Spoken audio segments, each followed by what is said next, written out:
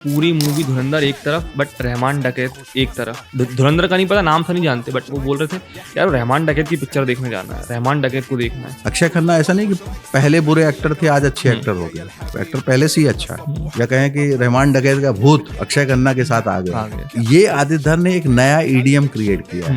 मतलब आदित्य धर के साथ एक बड़ी अच्छी बात है कि वो छोटा सा छोटा कैरेक्टर होगी ना, अगर उसका सीन है वो तो उस एक्टर को बाकायदा शूट करता है। ज्यादातर डायरेक्टर क्या होते हैं, उन्होंने कहा कि ये बड़ा कैरेक्टर है, ये हीरो है। और सबसे बड़ी बात मुझे रणवीर सर की लगी, जो दूसरों ने शायद नोटिस नहीं करी बट मैंने करी, हर एक्टर को उतना क्रेडिट मिला है, उतनी स्क्रीन मिली। रणवीर सिंह मेन की है उसकी फिल्म की। कई जगह पर अगर आपने देखा होगा, जैसे हमारा ही जो एक वो सीन था जहाँ पर हथियार की खरीदी की बात चल रही है, तो एक कोने में चुपचाप खड़े हुए।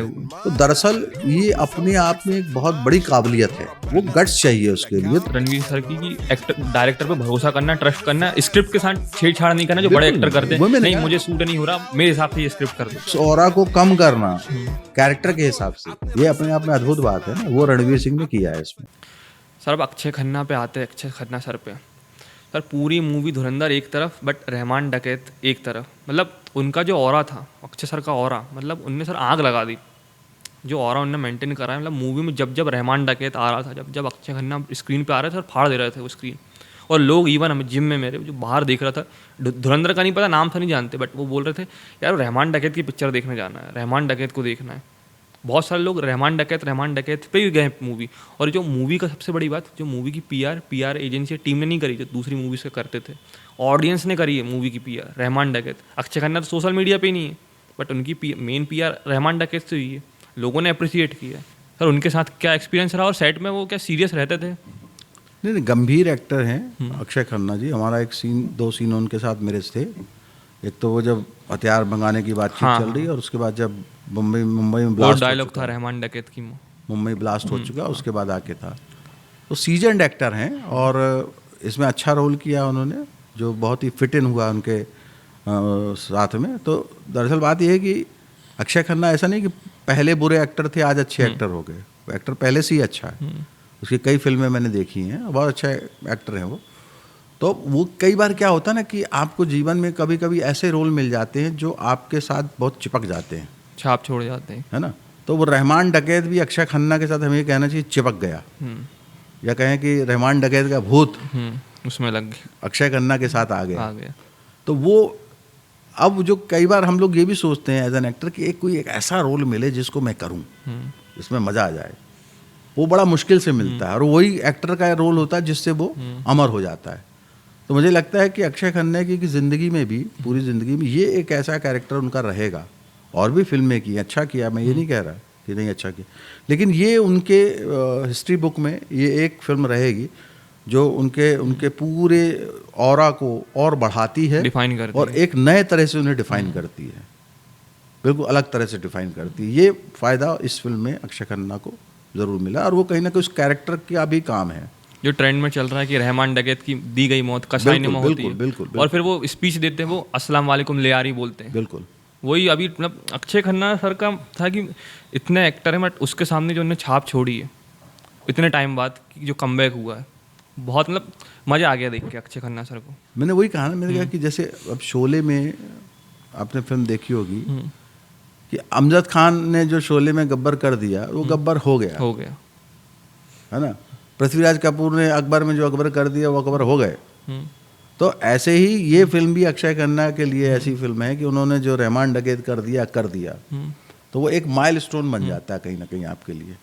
और इसी कारण ऐसे कैरेक्टर को जनता, जहाँ से कहते हैं ना अपलॉज मिलता है, कि उसको आप बखूबी निभा गए, और वो आपका एक ऐसा जीवन में चरित्र हो गया, मिल गया आपको, और जिसको आपने पूरी शिद्दत के साथ, पूरी ईमानदारी के साथ निभाया, और उसका रिजल्ट सामने है, जो अक्षय खन्ना की तारीफ हो रही है। एक बात बोलना भूल गया कि जैसे मूवी में बहुत सिस्टमेटिक दिखाया हर एक कैरेक्टर को, जैसे चैप्टर वाइज है। शुरू के स्टार्टिंग चैप्टर में अक्षय सर हैं, रणवीर सर, फिर आपका रोल है, फिर अर्जुन रामपाल सर आते हैं, हर एक चैप्टर हर एक एक्टर के लिए डेडिकेटेड है। फिर संजय दत्त सर आते हैं, चौधरी असलम आते हैं, उनका एक अलग कहानी चलती है वो बदले के उसमें। मतलब हर एक कैरेक्टर को ऐसा डिफाइन किया कि इंटर कनेक्ट है, और एक के दम पे पिक्चर नहीं चल रही है, जो बहुत खास बनाई है, और इसलिए ऑडियंस ने देखा है। इसमें वही मैंने कहा ना कि भाई क्या है कि जो विषय वस्तु है वो बहुत महत्वपूर्ण है इस फिल्म की। और दूसरा, जिस तरह का क्राफ्ट, मैंने आपने देखा होगा कि हमारे यहाँ पहले कभी ऐसी फिल्में आती थी कि ये chapter 1, chapter 2, chapter 3, chapter 4, chapter 5 आती थी क्या? एक मूवी में इतने सारे चैप्टर। तो ये आदित्य धर ने एक नया ईडियम क्रिएट किया है, एक नई परिभाषा क्रिएट की है। और उसने जैसे कहते हैं ना कि उसको 6 भागों में मान लीजिए बांट दिया, तो उन्होंने कहा, और 6 भाग भी ऐसे नहीं है कि 6 भाग एक जैसे हैं, एक पे ही चल रहा है सब। 6 भागों को कहने का तरीका अलग अलग है। और 6 भाग में जिनके जो जो एक्टर हैं, जो जो कैरेक्टर हैं, वो पूरी तरह से स्टैब्लिश होते हैं। मतलब आदित्य धर के साथ एक बड़ी अच्छी बात है कि वो छोटा सा छोटा कैरेक्टर होगी ना, अगर उसका सीन है वो तो पूरा उसको उस एक्टर को, तो वो एक्टर को बाकायदा शूट करता है। मतलब उसके क्लोजअप भी होंगे, उसके सब होंगे, तो उसी से फिल्म बनती है। जबकि ज़्यादातर डायरेक्टर क्या होते हैं, उन्होंने कहा कि ये बड़ा कैरेक्टर है, ये हीरो है, तो इसका ही होगा, इसके क्लोजअप भी होंगे। उन्होंने, क्योंकि कंटेंट बेस्ड फिल्म है, तो उसमें वो किरदार बहुत महत्वपूर्ण है। अगर उसको आप इग्नोर करेंगे तो नहीं चलेगा। ये भाषा जो लोग छोड़ चुके थे, उस भाषा को, फिल्म की जिसकी हम लैंग्वेज की बात करते हैं, वो आदित्य धर ने फिर से लोगों के सामने लाकर खड़ी कर दी है। फिर सर बात आते हैं रणवीर सिंह पे। आपने जैसे बताया कैसे कितने अच्छे हैं, दिल के भी साफ़ हैं, बहुत एनर्जेटिक हैं। और सबसे बड़ी बात मुझे रणवीर सर की लगी, जो दूसरों ने शायद नोटिस नहीं करी बट मैंने करी, कि जब आप कोई सुपरस्टार होते हो तो बहुत बार हम देखते कोई मूवी आती है तो एक छोटा सा डर होता कि सामने वाला कोई एक्टर, उसका नाम ज़्यादा नहीं हो जाए, उसका क्रेडिट उसको ज़्यादा नहीं मिल जाए, उसका एक्टिंग ज़्यादा नहीं हो जाए, तो रोल काट देते कि मुझे ज़्यादा स्क्रीन मिले। बट रणवीर सिंह सर के केस में ऐसा नहीं था, कि हर एक्टर को उतना क्रेडिट मिला है, उतनी स्क्रीन मिली है, और इतने एनर्जेटिक एक्टर हैं सर, उनके बारे में थोड़ा बताइए। नहीं, मैंने तो अभी जैसे अपने एक कहानी मैंने सुनाई ना अमृतसर वाली, तो हेल्पफुल नेचर तो बहुत अच्छा है, और एक्टर को कहीं डोमिनेट नहीं करते। दूसरी चीज़ ये है कि आप देखिए कि रणवीर सिंह मेन की है उसकी, है ना, फिल्म की, और वही पूरी फिल्म में दिखता है, एक जिसके आसपास अगर वो हटा दो तो फिर फिल्म क्या है। लेकिन कई जगह पर अगर आपने देखा होगा, जैसे हमारा ही जो एक वो सीन था जहाँ पर हथियार की खरीदी की बात चल रही है, वो एक कोने में चुपचाप खड़े हुए। तो दरअसल ये अपने आप में एक बहुत बड़ी काबिलियत है। सॉन्ग में भी खड़े थे चुपचाप वो, है ना, अक्षय सर। तो ये बड़ी काबिलियत है कि इस सीन में खड़े होकर अपने प्रेजेंस को सबड्यू करना। गट्स होना उसके वो गट्स चाहिए उसके लिए। तो उससे क्या होता है कि उसको पता है कि ये सीन में सिर्फ मेरा खड़ा होना ही इम्पोर्टेंट है, मेरा कुछ करना इम्पोर्टेंट नहीं है। उसमें दोनों की बड़ी जवाबदारी होती है, डायरेक्टर की भी और एक्टर की भी। तो एक्टर को ये समझ में आना चाहिए, और डायरेक्टर को भी मालूम होता है कि सीन किसका है। तो वहाँ तुम सुन रहे हो, लिसनर हो, वहाँ पर तुम्हारा कोई नहीं है। तो अब उसमें अगर आप सिर्फ उसी करोगे तो फिर वो सीन खराब हो जाएगा। इसलिए आपने देखा कि धुरंधर के हर सीन बहुत ही बढ़िया है। मतलब कोई भी छोटा छोटा सीन ले लो, वो एक एक्टर ने अद्भुत परफॉर्म किया है। चाहे वो रणवीर सिंह को जो चेक करने वाले वो लोग आते हैं पहली बार जब वो पाकिस्तान में घुस रहा है और वो चेक करते हैं, वो जो जिन्होंने किया है वो कमाल किया है। या जो रहमान डकैत के बाप का जो कैरेक्टर जिन्होंने किया है उसने कमाल किया है। तो वो ऐसे उसमें हर एक्टर का अपना सीन है। वो कहीं कोई भी एक दूसरे को आरोपित नहीं करता, उसमें एक दूसरे को डोमिनेट नहीं करता है। ये इस फिल्म की बड़ी खासियत है। बाकी फिल्मों में ये होने लग गया कि हाँ ठीक है आप हो, आप ही आपकी, और एक्टर को भी लगता मैं ही दिखूं जा रहा दूसरा। तो वो गड़बड़ होता है उसमें। फिल्म की कहानी कहने में दिक्कत आती है कि आप कहानी, दरअसल ये जो फिल्म है वो एक अलग तरह की कहानी कह रही है। तो उस कहानी में अगर आप इस तरह का ट्रीटमेंट करेंगे तो फिल्म चलेगी नहीं। इसलिए आदित्य धर, मैं फिर कह रहा हूँ आदित्य धर को बार बार कि बहुत ही संजीदा, बहुत ही ईमानदार, बहुत ही सुलझे हुए, बहुत ही दृष्टिवान डायरेक्टर हैं वो। जैसे क्रिकेट मैच में होता है ना कि कप्तान है, खुद नहीं पूरी टीम को लेके चले, हर एक प्लेयर से बेस्ट निकलवाए। वही उसकी पूरी भूमिका जो है आदित्य धर ने निभाई है। और रणवीर सिंह सर का मैं प्रमोशन जब धुरंधर का ट्रेलर आया था उस दिन देख रहा था, हर एक एक्टर जो उस दिन प्रेजेंट थे उनने ऐसा नहीं करा दूसरे एक्टर कहता मैं ही बोल रहा। हर एक एक्टर को पहले तो सम्मान दिया, हर एक एक्टर को बोला कि इसने जान दी, इनकी वजह से हुआ। हर एक एक्टर की बड़ाई करी, खुद को पीछे रखा, सबकी पहले उनने सबको आगे लाया। भाई हमारे तो हमारे यहाँ तो जो हमारा जो इंडियन कल्चर है वो तो यही कहता है ना कि भाई आप, नहीं तो हमारे यहाँ कहावत क्यों कही गई है कि बड़ा हुआ तो क्या हुआ, जैसे पेड़ खजूर, पंछिन को छाया नहीं, फल लागे अति दूर। तो तो आप जितने बड़े होंगे आपको उतना विनम्र होना पड़ेगा, उतना सहज होना पड़ेगा। ये तो आपके भाव की बात है, लेकिन जब कंटेंट के हिसाब से भी आपको अपनी जो स्पेस है उस स्पेस पर रहना पड़ेगा। और ये सबसे बड़ी अच्छी चीज़ हुई कि इस फिल्म में सभी ने अपने अपने स्पेस पर ही काम किया है, किसी दूसरे के स्पेस का हनन नहीं किया है।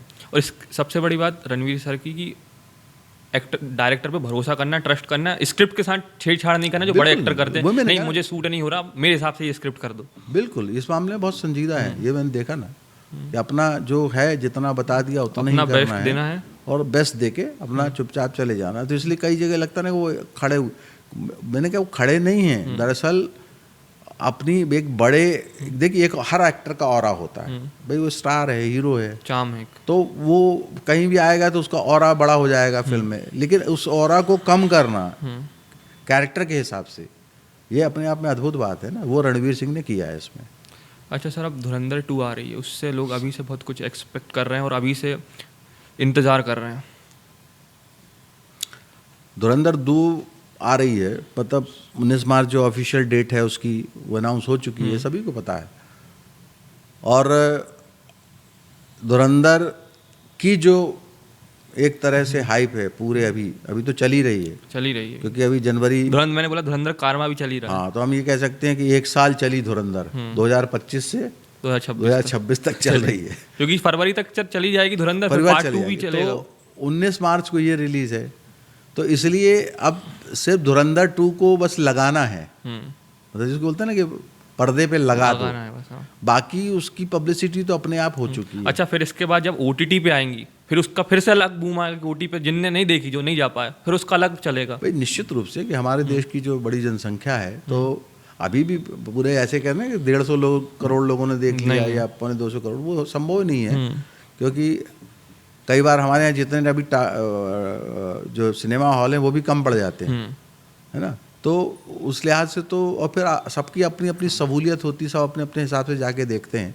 तो मुझे लगता है कि जैसे ही इसका पार्ट 2 आएगा वो अपने आप में वर्ल्ड वाइड बहुत ज़्यादा करेगा, ओवरसीज भी अच्छी करेगा। और दूसरा ये है कि चूँकि वो पैन इंडिया रिलीज़ हो रही शायद, तो अभी जो एक थोड़ी सी दिक्कत होती है ना कि आप जैसे आप कन्नड़ में फिल्म जाती है, अगर हिंदी में देख रहा है तो ठीक है, शहर के लोग जो जहाँ हैं थोड़ी बहुत हिंदी से वाकिफ है तो वो जानते हैं, लेकिन बहुत जो गांव के लोग होते हैं, और क्योंकि सब, और साउथ में तो फिल्म का बड़ा क्रेज़ है, मतलब साउथ में तो ऐसा क्रेज़ है कि बोलते हैं ना कि फिल्में चल रही तो चल नहीं, भगवान की तरह पूज रहे हैं। तो वो जब तमिल में फिल्म देखेगा, तेलुगु में देखेगा, कन्नड़ में देखेगा, मलयालम में देखेगा, तो आप, मुझे लग रहा है कि इसका जो पहला दिन ही होगा वो बहुत 80-90-100 करोड़ से आराम से शुरू होगा मेरे ख्याल से। ओवरसीज भी अच्छा जाएगा। तो अभी प्रभु से प्रार्थना है कि ये पहला, लेकिन फिल्म तो अच्छी है। धुरंधर का ही मैंने सर एग्जांपल दे रहा हूँ, पहला देखा थिएटर में, धुरंधर के साथ दूसरी मूवी लगी थी पहले दिन जब आया था, नाम नहीं ले रहा, मैं सैटरडे को गया था देखने, फ्राइडे को दूसरी मूवी लगी थी, बट जैसे ही धुरंधर का पहला गया सो गया, दूसरा गया, दूसरी मूवी हटा दी, फिर 300-400 जितने शो थे धुरंधर चल रहे थे और हाउसफुल जा रहे थे। देखिए फैमिली के साथ आ रहे हैं लोग। बहुत स्पष्ट है कि जब ऐसा कंटेंट चल रहा हो जो जनता को बहुत भा रहा हो, तो अब वो, आप दूसरी जो फिल्मों की बात कर रहे हैं उनके कंटेंट को देख लीजिए ना कहाँ है। पहले तो कहते हैं ना कि एक बड़ा जब फिल्म चल रही है और उसको हाइप पे है, तो उस समय तो रिलीज़ करने का कोई मतलब नहीं था, चलो उसको बाद में भी रिलीज़ करते तो कितना जाता, क्योंकि कंटेंट वही का वही था, बहुत ज़्यादा उसमें कोई बदलाव नहीं था। तो इस तरह की 1-2 और एक फिल्में आई थी, वो भी नहीं चली। तो वो कई बार क्या होता है कि आप विषय वस्तु को थोड़ा सा लेकर, हमारे यहाँ समस्या हो रही है, तो साउथ भी इसलिए बीच में जो इनरिच हो रहा था, जो साउथ की जो बोलबाला था एग्जाम अभी डोमिनेट कर रहे थे धुरंधर के पहले तक, वो इसलिए था कि वो कंटेंट लेके आ रहे थे और कनेक्ट कर रहे थे ऑडियंस, कनेक्ट कर रहे थे। क्योंकि विषय वस्तु जब तक आपके पास नहीं होगी, नया कुछ नहीं होगा। मैंने कहता हूँ कि जब तक आपके पास कहने के लिए कुछ नहीं है तो आप कहोगे क्या। तो कहने के लिए उस समय था, अब बॉलीवुड के पास भी कहने के लिए कुछ आ गया जो आदिधर के माध्यम से आया, तो वो इसलिए फिल्म जा रही है। अब हो सकता है कि इसके बाद लोग इस पर सोचना शुरू करेंगे कि यार अपन अब ऐसे भी कह सकते हैं, ऐसे भी कह सकते हैं, ये एक चिंतन शुरू हो जाएगा, और तब शायद एक नए तरह के विषय वस्तु या नए तरह के कहने का तरीका आने लग जाएगा। सर कोई भी पिक्चर के सॉन्ग, पिक्चर गाने, पिक्चर के जान होती है। ये हमने धुरंधर में भी देखा, चाहे वो पुराने गाने हों, अपने हवा हवा, रंबा हो, कोई से भी हर एक कैरेक्टर पे जब वो गाने चल रहे थे सूट कर रहे थे। और जैसे अक्षय सर का तो गाना ट्रेंड में है, अब सर गाना मतलब धुरंधर का नशा जैसा था, एक बार डाल सुनो तो लूप पे सुनते जाओ। अभी कहीं भी जाए तो धुरंधर के ही गाने चल रहे हैं, जिम में भी अभी कहीं भी जा रहे हैं बस धुरंधर ही चल रहा है। निश्चित तौर पर उनकी धुनें बहुत अच्छी हैं, लेकिन इसमें आप एक खास चीज़ देखेंगे कि इसमें कोई भी गाने बहुत अनवांटेड नहीं लगते। नहीं, हाँ, मतलब वो जगह है जहाँ पर गानों की हाँ, वहीं ऐसा पर नहीं कि गाने जो पुरानी स्पाई होती कि यहाँ तो गाना लगना ही नहीं था, गाना आ गया, है ना। रोमांस तो आ गया। आप देखेंगे जैसे वो शादी में इस समय वो गाना हो रहा है, तेनू शरारत सिखावा जब नैना लड़ाओ, तो एक पार्टी है, तो वो ओकेशन है, वहाँ गाना है। दूसरा, जब रहमान डकैत वहाँ जाता है अपने बलूचों के यहाँ पर, खुशी में, क्योंकि वहाँ पर भी वो स्वागत करते हैं, उनका लीडर था, तो वहाँ एक गाना है। ऐसे जितने गाने हैं बिल्कुल वो एप्रोप्रिएट हैं अपनी जगह। ये नहीं करा कि एक होता ना कि मतलब अपना क्या कहते हैं, एक फॉर्मूला है कि गाना है हिट करना है, डाल दो इसको, वो इसलिए जबरदस्ती डाले गए नहीं है, वो एप्रोप्रिएट हैं और उसकी जगह है वहाँ पर। और अच्छी धुनें हैं, मतलब जितने भी गाने उसके हैं खूब चल रहे हैं, और हर एक कैरेक्टर पे जो गाने वो रिलेट कर रहे हैं, तो वो बिल्कुल रिलेट कर रहे हैं। और धुन अच्छी है और बिल्कुल सही जगह पे है, ज़्यादा नहीं है, इसलिए उसका फ्लेवर बहुत अच्छा है। फिर सर मैं आपके बारे में पढ़ रहा था, आप एक बहुत अच्छे एस्ट्रोलॉजर भी हैं।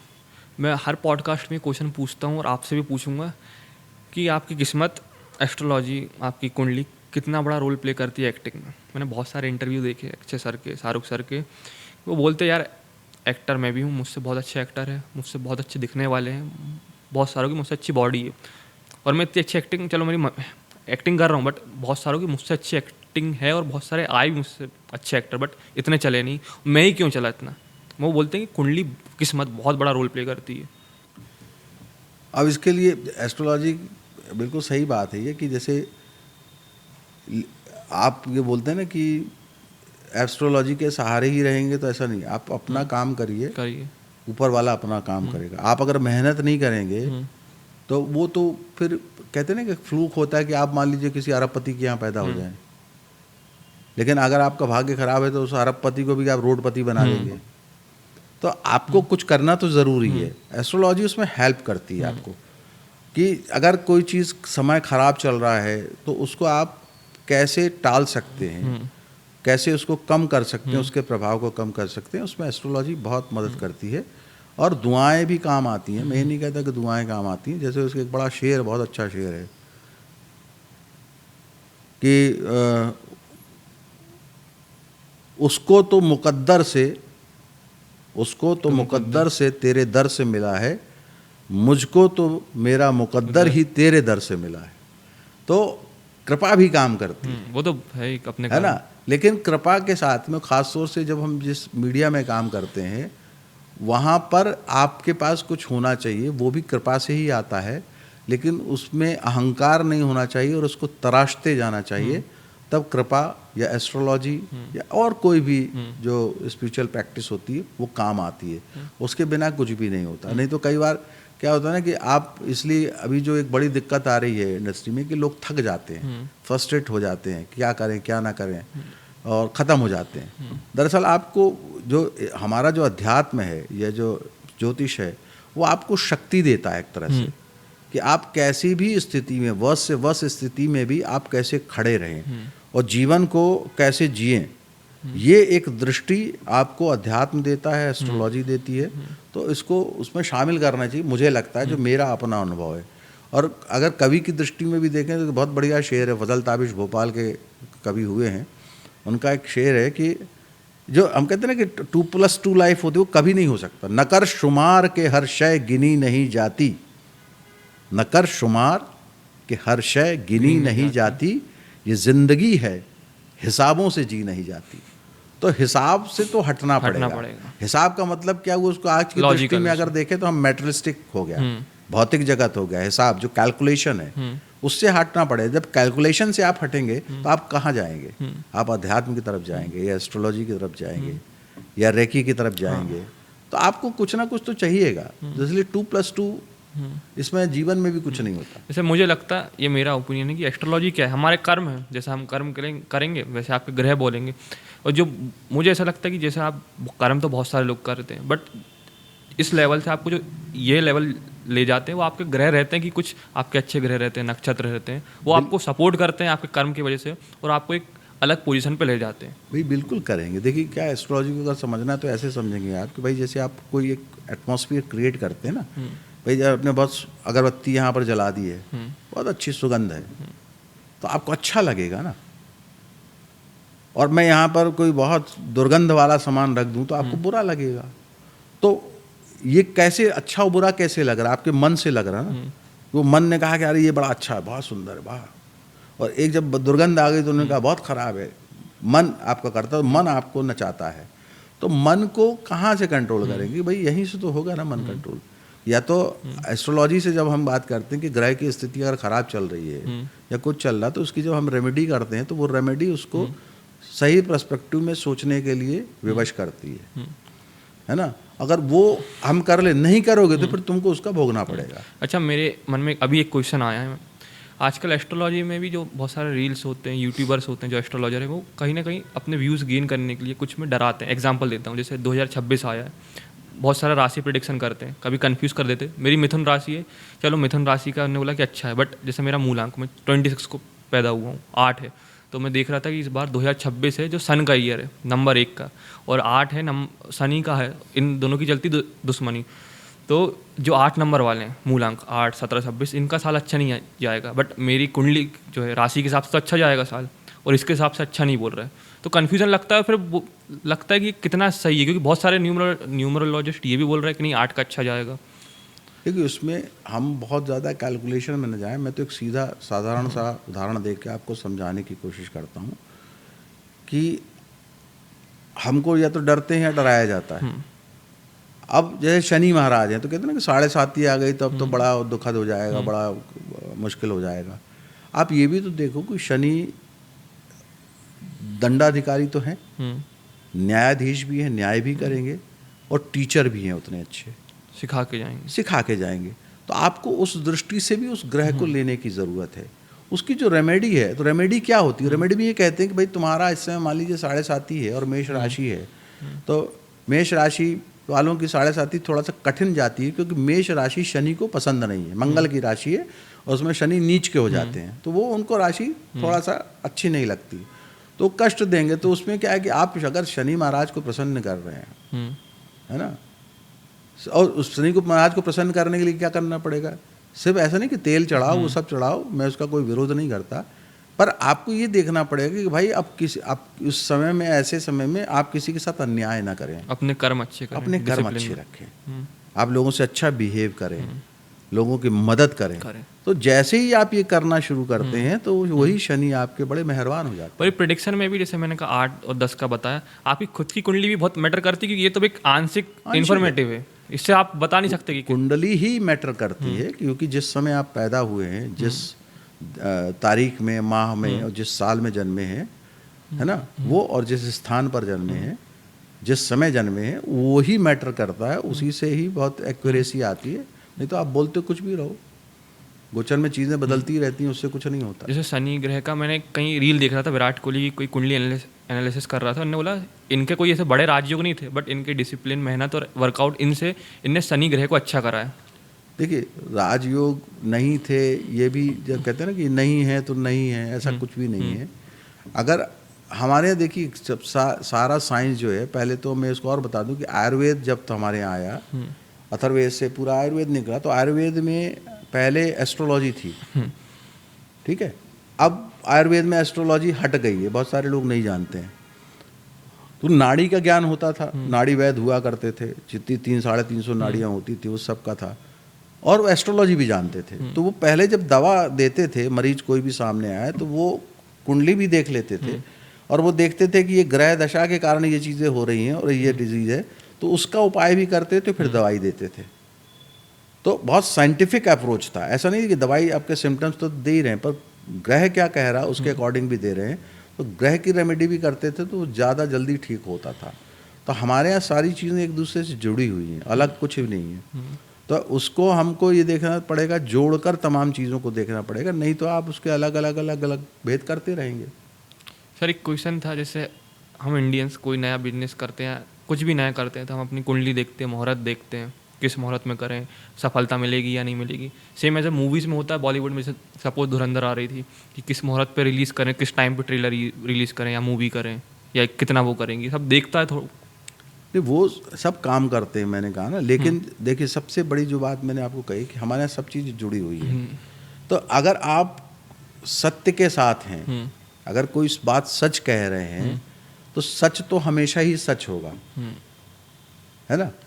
तो अगर कोई सच्चाई बयान करने जा रहे हैं, है ना, सच्चाई कहने जा रहे हैं लोगों के बीच में, तो उसमें आप कहाँ से रोकोगे। ये ज़्यादा हो सकता है कि थोड़ा बहुत कम पहुँचेगा, लेकिन पहुँचेगा तो ज़रूर। तो कई बार, बहुत बार हम अभी तो ये देखना पड़ेगा ना कि हमारा जो उद्देश्य था, हमारा जो ध्येय था, वो क्या था। तो धुरंधर के पीछे फिर वही बात करेंगे कि मुहूर्त तो सब देखे होंगे, पर धुरंधर का ध्येय क्या था। धुरंधर का ध्येय पैसा कमाना नहीं था। धुरंधर का ध्येय ये था ऑडियंस को अच्छी लगे, कि एक ऐसी फिल्म बनाऊं जो दर्शकों तक पहुंचे और दर्शकों को पसंद आए, साथ साथ उनको एनलाइटेड करे, दर्शकों को मूर्ख ना बनाए, दर्शकों को कुछ ऐसी चीज़ें बताए, दर्शकों को बताकर, जो कहते हैं कि हमारे यहाँ स्मृति बहुत क्षणिक होती है, तो कुछ दिन में भूल जाते हैं, तो उसको कहीं ना कहीं फिर से उसकी स्मृति में लाकर उसको सोचने पर विवश करे, उस पर चिंतन करे। तो एक तरह से ये जनता को कहीं ना कहीं अवेयर करने वाली फिल्म है। तो जब ऐसी फिल्में आती हैं, ऐसा आती हैं, तो वो अपने आप योग के कारण ही आ रही होती है। अगर उसके इनहेरेंट हम जाकर देखेंगे तो वो एक ऐसा योग बन रहा होता है जिसको एस्ट्रोलॉजी कई बार नहीं पकड़ पाती, जो नए ज्योतिष होते हैं वो नहीं पकड़ पाते हैं, वो इनहेरेंट छिपा हुआ होता है। सर एक लास्ट क्वेश्चन, मुझे नहीं लगता आपसे अच्छा कोई समझा पाएगा, क्योंकि आपको इतना एक्सपीरियंस है।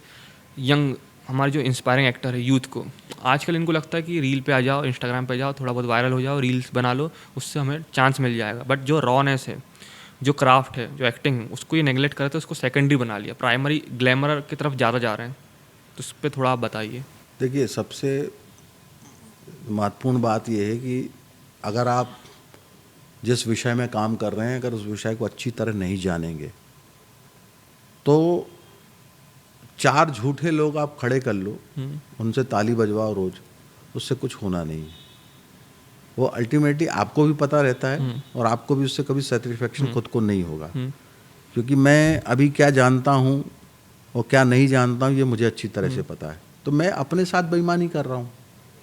तो अगर मैं ये सोचता हूँ या ये विचार करता हूँ कि नहीं भाई, मुझे मेहनत करनी है, मुझे अच्छा काम करना है, तो मुझे सीखना पड़ेगा।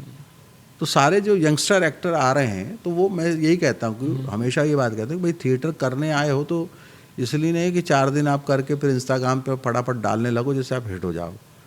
ये थोड़े वक्ती तौर के लिए होते हैं। अभी जो इंस्टाग्राम पर रील भी जो बनती है ना, आपने देखा होगा कि वो 4 दिन 5 दिन 6 दिन चलते हैं, भूल जाते हैं, उसके बाद लोग भूल जाते हैं, ख़त्म हो जाते हैं, और 1-8 साल बाद आप ख़त्म हो जाओगे, फिर आपको लगेगा कि क्या करूँ, क्योंकि आपने सीखा ही नहीं है।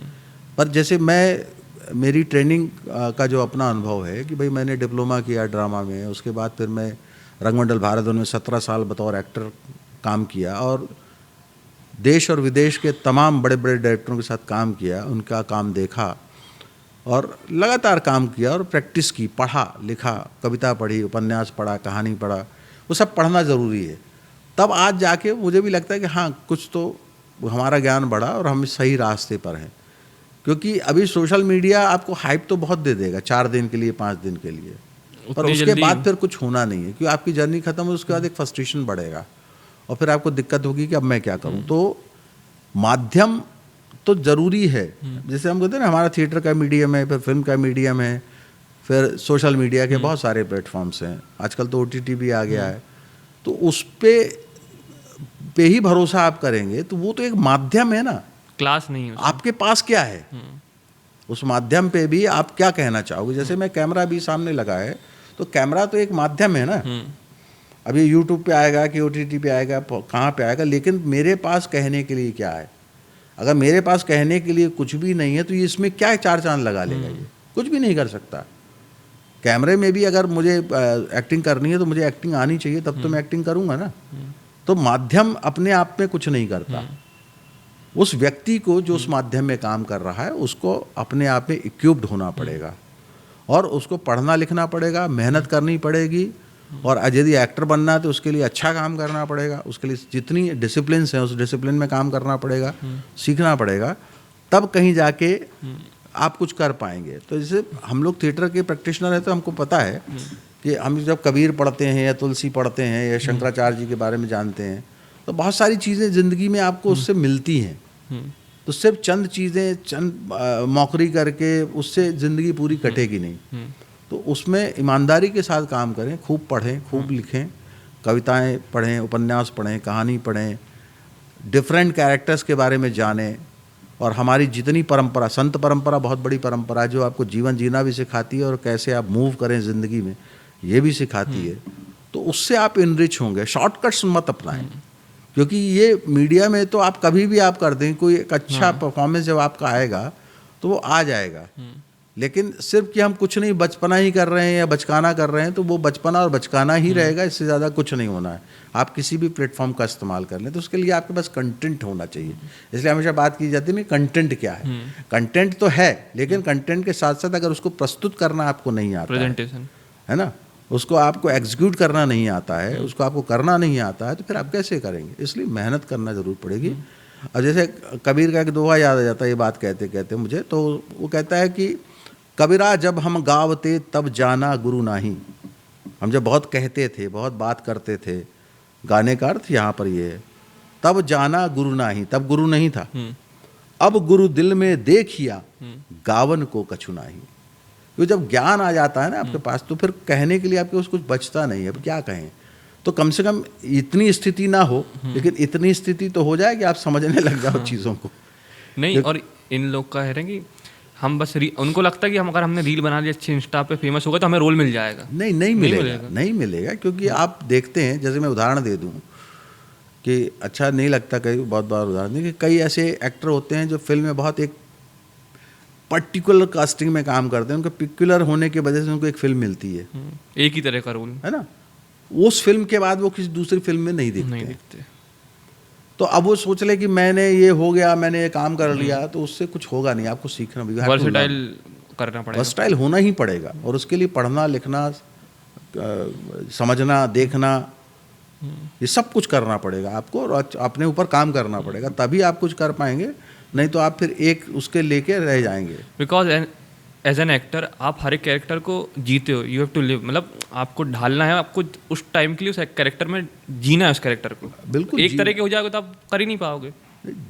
जीना भाई, लाइफ हम कहते हैं ना कि हम जो कैरेक्टर कर रहे हैं, तो एक विदेश के एक्टर हैं लॉरेंस ओलिवर, वो कहते थे कि मैं जीवन के सारे चरित्र करना चाहता हूँ। तो सारे चरित्र की ये एम्बिशन होता है एक्टर का कि ज़िंदगी में जितने सारे कैरेक्टर्स हैं उनको मैं जीऊँ, उनको करूँ, क्योंकि उसके लिए मुझे उतना अनुभव मिलेगा। तो जीवन में भी हमको अनुभव मिलते हैं, पर हम क्या है कि इतने ज़्यादा भागदौड़ में हैं कि हम अपने जीवन को ही सही तरीके से नहीं देख पाते। जैसे हमारे माँ बाप ही हमसे कहा करते थे कि ध्यान से खाओ। हमारे ध्यान सिखाने की परंपरा तो हमारे घर से ही है। मतलब ध्यान ऐसा नहीं कि आप बैठ गए और समाधि लगाने की कोशिश करने लग गए। हमारे कहा जाता है ध्यान से खाओ, खाना खा रहे हो तो खाना ही खाओ, है ना। ध्यान से चलो, चल रहे हो तो सड़क पे देख के चलो, इधर देख के चलो, ध्यान से चलो, ऐसा ना गड्ढा गिर जाओ। तो हमारे ध्यान से खाने की परंपरा सनातन में शुरू से रही है, लेकिन हम ध्यान ही नहीं देते। तो मैं तो कहता हूँ कि एक्टर से भी इतना कर ले कि जो कुछ वो कर रहा है, जैसे अभी अपन यहाँ बातचीत कर रहे हैं, तो यहाँ इस समय हम बातचीत ही कर रहे हैं, तो बातचीत कर रहे हैं, तो हम बातचीत कर रहे हैं। अब इसमें क्या अच्छा होगा या क्या बुरा होगा, इसकी अगर हम पहले से ही सोच विचारी करने लग जाएं तो फिर आप बातचीत भी नहीं कर पाएंगे। फिर रिजल्ट पे रहेंगे, अपनी प्रोसेस पे बिलीव करें। बिल्कुल, आप जो कर रहे हैं वो करना चाहिए। तो एक्टर के लिए है कि अगर एक्टिंग सीखने का सबसे सरल तरीका बता रहा हूँ मैं, कि जीवन में जो कर रहे हैं कम से कम वो सही तरीके से कर लें। तो बातचीत लोगों से कर रहे हैं तो कम से कम जिए भाई, सुनो ना, सुनोगे नहीं तो गुनोगे कहाँ से। तो सुनना अच्छा कर लें अपना, चलना, खाना, कंसंट्रेशन अपना अच्छा हो जाएगा, उतने में ही अच्छे एक्टर बन जाएंगे। ऑब्जर्वेशन अच्छी हो जाएगी। बिल्कुल। अच्छा, एक लास्ट क्वेश्चन एक याद आ गया, धुरंधर पे आते फिर से वापस, कि आजकल जो मूवीज़ आती बड़ी बड़ी सुपरस्टार्स की, बहुत सारे मूवीज़ आती है, उसमें ये देखते हैं जब पीआर या प्रमोशन के टाइम पे एक पीआर एजेंसी पूरी सेट की जाती है, उनकी जो पहचान होती है, उनकी छवि अच्छी करने के लिए, उनको इंटेलेक्चुअल दिखाने के लिए पॉडकास्ट में भेजते हैं या फिर किसी इन्फ्लुएंसर के साथ कोलैब करवा लेते हैं। ये धुरंधर में कहीं नहीं दिखा, और ये मुझे लगता है ये बहुत आपके लिए डिफेम है कि आप इतने बड़े पर्सनालिटी हो, सुपरस्टार हो, इतने बड़े एक्टर हो, इतनी बड़ी मूवी कर रहे हैं और आपको अपनी पिक्चर चलाने के लिए, मूवी चलाने के लिए इन इन्फ्लुएंसर का सपोर्ट लेना पड़ रहा है। आपकी तो खुद की इतनी ऑडियंस है, मतलब आप इतने वीक हो गए, आपको इनका सपोर्ट लेना पड़ रहा है, अपनी फिर से पर्सनालिटी आपको एक ग्लैमराइज करना पड़ रहा है। भाई देखिए क्या है, मैंने पहले भी ये बात कह चुका हूँ कि हमको अपने पर विश्वास कम हो गया है। आबिदा परवीन का एक बड़ा सुंदर शेर है, वो गाती हैं, शेर तो पता नहीं किसका होगा राइटर, मुझे पता नहीं। वो कहती हैं कि संग हर शख्स ने हाथों में उठा रखा है, संग हर शख्स ने हाथों में उठा रखा है, जब से तूने मुझे, ऊपर वाले के लिए, जब से तूने मुझे दीवाना बना रखा है, कि अब मैं उसका दीवाना बन गया। तो जो कि उसका दीवाना हो गया तो ये लोगों को पता लग गया कि ये इसका दीवाना है, तो इसके पास कुछ होगा, तो लोग, भीड़ अपने आप से आपके पास आ जाएगी, आपको बुलाने की ज़रूरत नहीं पड़ेगी, उसका दीवाना बनने की ज़रूरत है। ठीक है, तो ये दीवानगी हमारी कम हो गई है। आदित्य धर ने वो दीवानगी दिखाई कि मैं जो कंटेंट कर रहा हूँ उसको मैं कैसे करूँगा, मुझे इसकी चिंता नहीं है पीआर की। तो भाई अगर मान लीजिए मैं ईश्वर की शरण में आ गया, तो फिर लोगों को मुझे ढिंढोरा पीटने जाने की जरूरत क्या है? मुझे तो ये करने की जरूरत भी नहीं है। मैं तो अपने उसमें लगा हुआ हूँ। मैं इसको आध्यात्मिक तरीके से आपको समझा रहा हूँ। मैं अपने उसमें लगा हूँ, प्रभु की सेवा में लगा हूँ, लेकिन लोग पीछे आ गए, यार ये तो ये धुन में, ये तो अजीब आदमी है, इसके पास रहो, इसके आसपास रहो, इससे हाथ मिलाओ, इससे बात करो, इससे ये करो। तो वैसा ही ये है कि जब आप अपने उसको, जब आपने खुदा मान लिया अपने कर्म को, तो आप उसमें लीन हो गए, उसमें तल्लीन हो गए, दीवाने हो गए। और जब दीवाने हो गए काम किया, तो भाई देखिए, संग हर शख्स ने हाथों में उठा, फिर हर आदमी आपको हाथों में लेके चलेगा, और वही आदित्य धर के साथ हुआ है। सर एक रिक्वेस्ट कि आपका जो फेवरेट डायलॉग है आपका धुरंधर का, वो प्लीज़ इस पॉडकास्ट पे। देख, धुरंधर में सबसे अच्छी चीज़ तो ये रही कि आपने देखा होगा पूरी फिल्म में संवाद बहुत कम है। हाँ, है ना, संवाद बहुत कम है, लेकिन कम संवादों में चीज़ें कही गई हैं। तो उसमें मेरा जो संवाद था कि जो उसका साथी है रहमान डकैत का, तो उससे मैं कहता हूँ, वो पूछता है कि भाई ये कहाँ इस्तेमाल होंगे हथियार? तो कहता है कि वो, हम तुम्हें पैसे दे रहे हैं और तुम हमें हथियार, इससे ज़्यादा जानना आपके लिए ज़रूरी नहीं है। फिर वहाँ पे जो अर्जुन रामपाल हैं वो कहते हैं कि नहीं नहीं भुटोबी साहब, इनको बता दीजिए कि क्या है। तो फिर वो बोलता है ठीक है, हाँ अच्छा ओके। तो फिर वो कहता है कि 3 अक्टूबर पहले जुमे हमारे 10-5 मुजाहिद इंडिया जा रहे हैं, इस बार थोड़ा बड़ा मकसद है। ये संवाद थे। सर आपके साथ बात करके बहुत अच्छा लगा। फिर से सर बहुत बहुत थैंक्स, आप पॉडकास्ट में अपना टाइम दिया, और आई होप आपको अच्छा लगा होगा इस पॉडकास्ट में। नहीं, मुझे तो देखिए, पॉडकास्ट तो तुमसे मिलना हुआ है ना, तो एक नए लोगों से मिलना मुझे हमेशा अच्छा लगता है।